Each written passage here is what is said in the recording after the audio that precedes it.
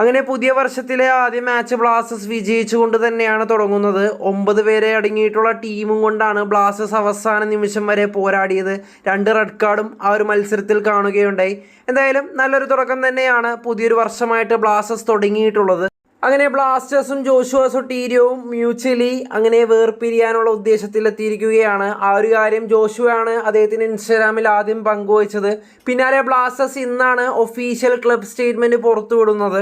താരത്തെ പറ്റി പറയുകയാണെങ്കിൽ ബ്ലാസ്റ്റേഴ്സിൽ താരത്തിന് അങ്ങനെ കാര്യമായ മത്സരമൊന്നും കളിക്കാൻ സാധിച്ചിരുന്നില്ല. താരത്തിൻ്റെ പരിക്കുമാറി തിരിച്ചു വരുമെന്ന് പ്രതീക്ഷിച്ചെങ്കിൽ പോലും ഒരു മത്സരത്തിലും ബ്ലാസ്റ്റേഴ്സിൻ്റെ മാച്ചിലൊന്നും കാണാൻ സാധിച്ചില്ല ഇദ്ദേഹത്തെ.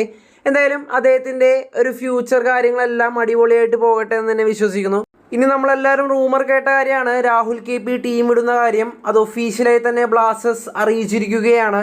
സഹൽ അബ്ദുൽ സമദ് ടീം ഇട്ട് പോയതുപോലെയല്ല രാഹുൽ KP പോയപ്പോൾ കുറേ പേർക്ക് സന്തോഷവും കുറേ പേർക്ക് ദുഃഖവും ഉണ്ടെന്ന് സത്യം. പലരും പറയുന്നത് ഈ ഊള മാനേജ്മെൻറ്റിൽ നിന്ന് ആ ഒരു പ്ലെയറെങ്കിലും രക്ഷപ്പെട്ട് പോയിക്കോട്ടെ എന്ന തരത്തിൽ തന്നെയാണ് കൂടുതലും കമൻറ്റുകൾ കാണാൻ സാധിക്കുന്നത്. നമുക്കെല്ലാവർക്കും അറിയാം ബ്ലാസ്റ്റേഴ്സിന് വേണ്ടി 2019 മുതൽ ഒരുപാട് അവസരങ്ങളും ഒരുപാട് ഗോളുകളും നേടിയൊരു താരം തന്നെയാണ് രാഹുൽ KP. എന്തായാലും മറ്റൊരു ഇൻട്രസ്റ്റിംഗ് ആയിട്ടുള്ള കാര്യം എന്തെന്ന് വെച്ചാൽ ബ്ലാസ്റ്റേഴ്സിൻ്റെ അടുത്ത മാച്ച് അത് ഒഡീഷ FCക്കെതിരെയാണ്. മറ്റൊരു രസകരമായ കാര്യം എന്ന് വെച്ചാൽ ബ്ലാസ്റ്റേഴ്സിനെതിരെയുള്ള മാച്ചിൽ ഒഡീഷ FCക്ക് വേണ്ടി രാഹുൽ KP ഗോൾ കണ്ടെത്തണം എന്ന് തന്നെയാണ് ഒരുപാട് പേര് കമൻറ്റ് ചെയ്തിട്ടുള്ളത്. എന്തായാലും രാഹുൽ KPക്കും ഒഡീഷ FCയിൽ നല്ല മികച്ച കളി പുറത്തെടുക്കാൻ സാധിക്കട്ടെ എന്ന് ആശംസിക്കുന്നു.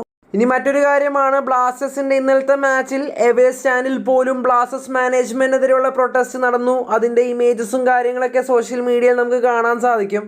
ഇനി അവസാനമായി പറയാനുള്ള ഒരു കാര്യം എന്തെന്ന് വെച്ചാൽ 375 ദിവസത്തിന് ശേഷമാണ് ബ്ലാസ്റ്റേഴ്സ് ഒരു എവേ മാച്ചിൽ അതൊരു ക്ലീൻ ഷീറ്റ് സ്വന്തമാക്കുന്നത്.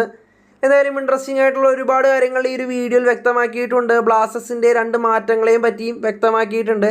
എന്തായാലും നിങ്ങളുടെ അഭിപ്രായങ്ങൾ ഇതിനെപ്പറ്റി താഴെ കമൻറ്റായി രേഖപ്പെടുത്തുക. കൂടുതൽ വീഡിയോസിനായി ചാനൽ സബ്സ്ക്രൈബ് ചെയ്യാനും വീഡിയോ ലൈക്ക് ചെയ്യാനും മറക്കല്ലേ. ബൈ.